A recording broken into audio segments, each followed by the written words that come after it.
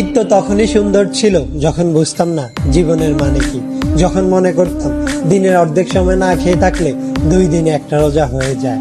ঈদ তো তখনই সুন্দর ছিল যখন রোজা না রেখেও সবার আগে ইফতার টেবিলের সামনে হাজির হতাম আর সবার আগে ইফতারি খাওয়া শুরু করতাম।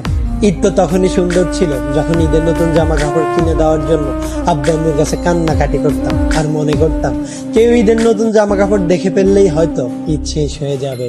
ঈদ তো তখনই সুন্দর ছিল যখন অন্য সবাই ঈদের জামা কাপড় দেখে ফেলার ভয় আলমারিতে অতি গোপনে লুকিয়ে রাখতাম।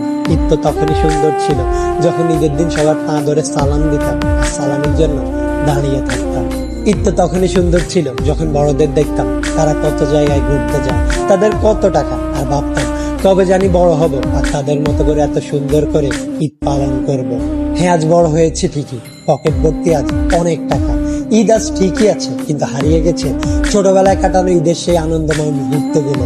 সত্যি অনেক বেশি মিস করি ছোটবেলায় কাটানো ঈদটাকে, যেটা চাইলে কখনো ফিরে পাওয়া সম্ভব নয়।